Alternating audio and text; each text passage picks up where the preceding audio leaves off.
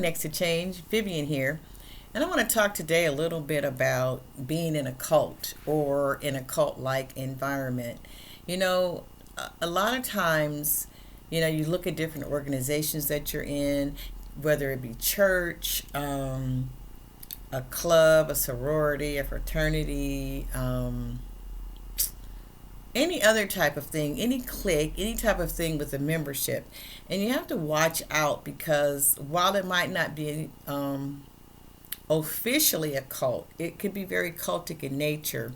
And I want to talk about the damages of that, because being in a cult is something that is really emotionally draining, and it will stunt your whole growth as a person.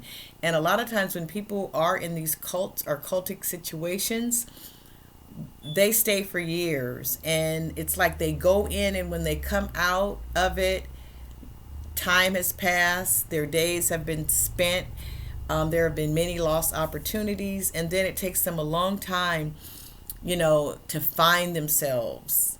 It's very emotionally draining and very emotionally abusive, even to a physical point where you see a lot of people who have been entrenched in situations like that. They really do come out with a lot of health problems, particularly things that are autoimmune related, things related to their organs,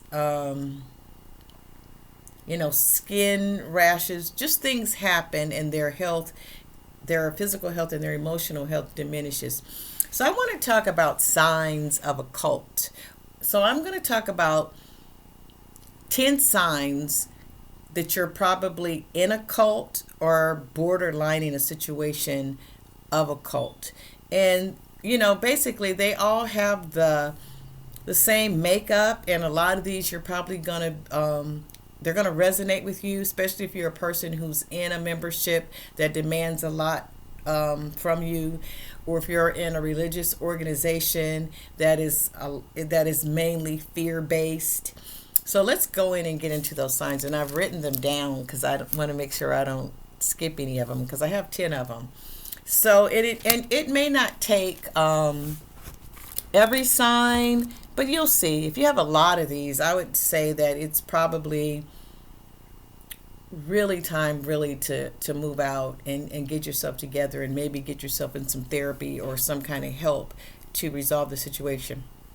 So the first sign is that it's time consuming, meaning that your a lot of your time is wanted, and they have no consideration for the time that you spend with your family or your job or their other obligations that you have outside of their organization or outside of their membership or outside of their church.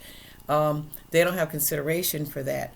And I'm going to use a church as an example because I remember belonging to a church once, and they had us coming like 5 days a week. You came on Monday, you came on Tuesday, and the days were named, and you would be there, and they would expect you to be there. And they use manipulative tactics to get these signs or to get these characteristics to be followed. So, for instance, if you go all the time, you're a great saint, and if you don't go, well, you're a bad person. So then so it's like that. You get what I'm talking about. So it's time consuming. They don't care about anything else. They just demand that you be there. The second sign is there's a tight nucleus. Usually there's a leader in these cults or cultic situations, and around that leader it's a tight nucleus. So there are only so many people that are allowed to get in the center of it, and those are usually people who feel as if they've been elevated in some kind of way, and they usually feel a little bit more superior to the other people at large, because to get there it's because you're so smart, or in a spiritual setting it's because you're so spiritually developed, and God has moved you into this nucleus, so thus you have some importance. Um, if it's a clique, it might have something to do with money, and you get to be in the nucleus, and really it's because of your resources, but it makes it, it's because of your resources, so it becomes like an elitist nucleus, but it's still something everybody is striving to get into that nucleus. And the nucleus is, it's tolerated, it's an accepted practice. So that's another part of a cult or a cultic situation. Number three is that the leadership divides. So whoever's in charge, they're always dividing. They're always causing division. They're always dividing and conquering. They're always pitting one group against the other group. So there's a lot of division. The leadership might even get particular people here, and work on a little bit of brainwashing them here, and saying, well, you're the good group because you're the one who's really supporting. These people aren't. Then they get to this group, and, well, you guys are really the ones, and they're not. So everybody wants to be the golden child. Everybody wants to be the favorite, again, because it's a cultic situation, and their eyes are on the leader. So the leader is the idol. The leader is the one that's being worshipped, per se, in whatever situation it is. So the leadership divides. The fourth sign of a cultic situation is that the leadership rules with fear. So the leadership usually has something that they want you to do, and it can be overtly presenting it with fear, or it could be kind of subtle, covertly, and it's behind the scenes, and they're messing with you psychologically, but they're ruling with fear. And if you don't do what they say, there's going to be either it's going to result in some type of loss to you, or a punishment. So either, if you don't do what they say, the punishment could be peer administered. So you don't do what they say, the leadership has a way to make the other peers or the other people in the group punish you for dissenting, for not, conforming. So there's that punishment, or there's a loss. I'm going to go back to the church example. So there was a church that I once went to, and they ruled with fear. And if you weren't there on the prescribed times, then the loss would be a blessing. So, you need to come on Thursday, because if you don't come on Thursday, you're going to miss your blessing. So a lot of people, they really buy into that, and they really believe that, because, if you hear something over and over and over and over and over again, it becomes the truth. Like a belief, they say, is something that you think all the time, right? So you're starting to believe it. So that's another one. That's a big one. You don't follow leadership rules, it will result in either a loss or a punishment. Okay, so I'm going to go to number 5. So number 5 is, there's a depletion of your resources. So in a cultic situation, or cults for sure, they're going to deplete your resources. They're going to get your money. They're going to get your goods. They're going to use up things that you have. They're going to get you to mortgage your house. They're going to get you to do something. So you'll find that there is a depletion of your resources and not a replenishing. So that's another sign. Another one, number 6, is interrelationships. So a lot of times in cults and cultic practices, they want you to mate from within the ranks. So usually other people outside of the cult, or outside of the clique, or outside of the organization, or outside of the membership, they're seen as others. They're others out there. So usually they want you to befriend people within the ranks, or if you meet somebody outside, to bring them in, and everybody is connected to the leader and to the rules and to the code of whatever the group is. And then if you find a mate, they want you to mate somebody within because they don't want to lose any member. So they'll try to, hook you up and, and have you mate, date, and marry somebody that's already under thumb. Okay. So that is number 6. Number 7 is that you always have to give an account of your life. So in other words, they want to know where you are. So when you go on vacation, they want to know where are you going, when are you coming back, can they reach you? If you're starting a new school, they want to know what about the school. They want to know what you're doing. So they train you to give an account to them of what you're doing. And basically that whole giving account to them really turns into basically you getting permission from them to do whatever it is that you want to do, because pretty soon as you keep giving the account and the account and the account, you'll find that at some point giving that account turns into asking for permission to do certain things in your life.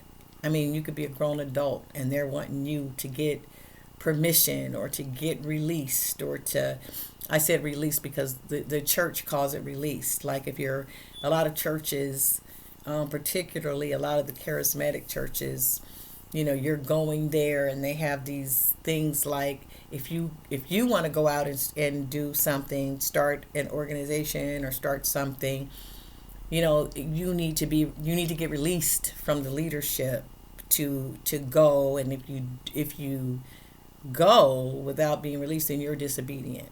And I didn't have that as a number, but I'm going to throw that in there.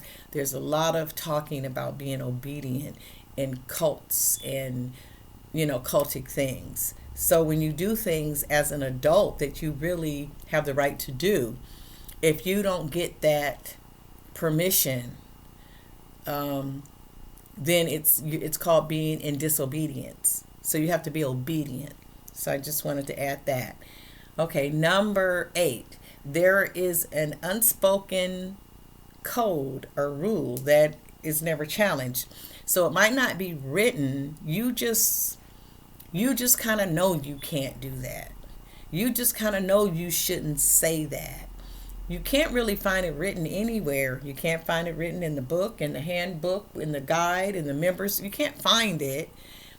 But it's just something that you know to do, And in the cultic situations and cults, there are a lot of unspoken codes or rules. And a lot of times they're unspoken because they're irrational and they're ridiculous and they're punitive and they're so wrong they can't be written or spoken.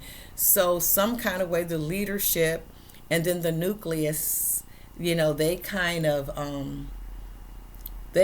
orchestrate or move in such ways that they move you in the direction you should go. And it's that's how they do it. They can do it with gesturing, they can do it body language, they can do it eye contact, they can say it without saying it, and you read between the lines. But there are a lot of unspoken codes or rules that they're never challenged, because you're not supposed to challenge the person that's leading, because then again you're seen as a dissenter or you're being disobedient to that cultic organization.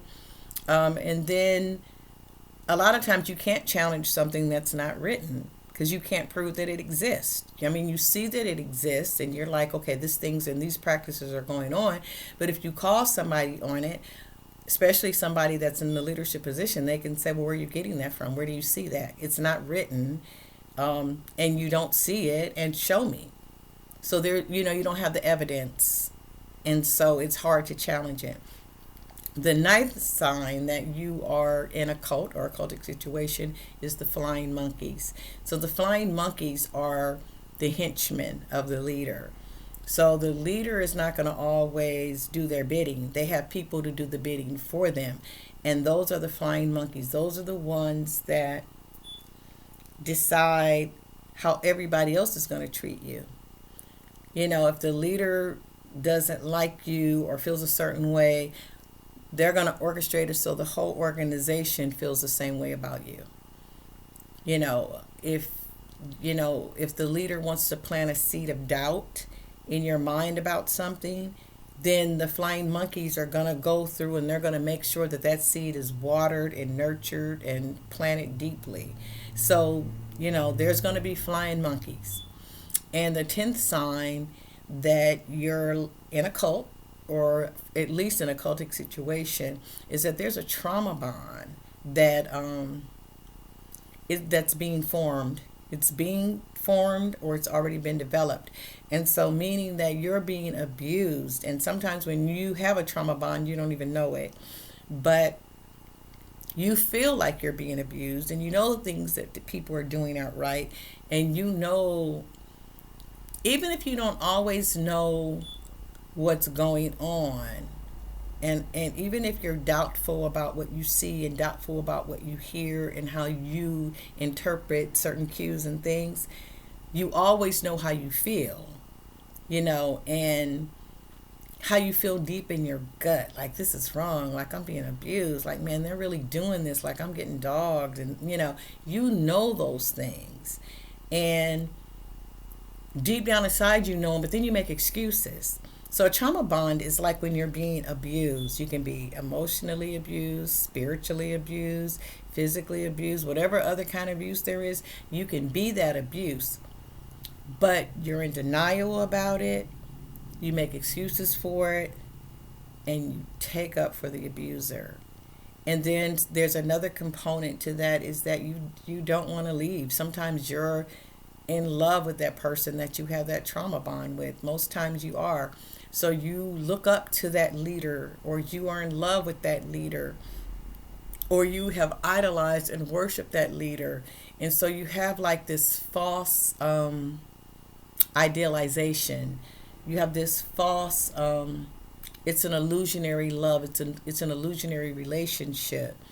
And then you've told yourself this is where you're supposed to be. And then there's something that you wanted from the beginning. That's why you came. And then there's probably the carrot that's always dangling, that you're going to attain that resource, or attain that approval, or attain that validation, or attain that enlightenment, or obtain whatever it is.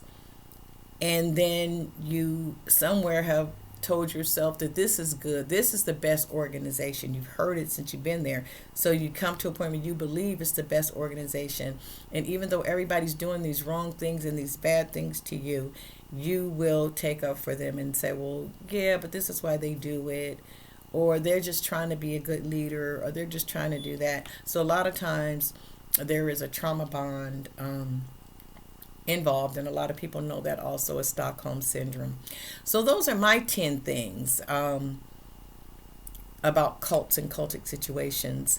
And my advice to anyone is to leave. Nobody really has authority over you, like they're saying. You're a grown adult. No person does. And I know they create this false barrier of power or authority. And sometimes, a lot of times when you're in situations like that, you feel like you can't get out. It's a weird phenomenon. And there are a lot of people that go through it. There are a lot of people in cults. There are a lot of people that do things every day that's against their consciousness. And it's just not good for them. And they don't know how to get out. But I'm saying today, if you're in any situation like that, you need to get out and don't look back. And you need to take your own personal power back, because you do have your own personal power, and you do have your own authority on yourself that your Creator has given you. So you don't let anybody put you in bondage. You don't let anybody zap your life. You don't let anybody limit your opportunities in life. This is your life. This is the life that you've been given, and don't let anybody control it, and don't let anybody trick you about it, and don't let anybody use you for their own vain glory and for their own things and for their own visions, because you have your own vision for your own life. So keep that in mind. Know that you can get out. And if this resonates with you in any kind of way and you feel some help, then I suggest that maybe even you look on YouTube and see what other videos there are, because the more that you that you hear about this type of thing, the more that the yoke, I call it a yoke. It's a bondage. A yoke is a bondage. And that the more you hear about these things, it chips away, it chips away, it chips away, it chips away until finally you're free and you just become freer and freer and freer, and your courage and everything begins to rise up for you to walk away. So I'm saying today, leave the cultic situation, leave them alone, find yourself and be free. And so, if there's anybody who's gone through any of this and you have anything to share, start the conversation and talk about it. I'm sure a lot of people, I mean, I come across a lot of people when I start talking about it, and they have a plethora of things to say because there are so many situations like this. So, again, this is Vivian from Next to Change, and I will see you next time.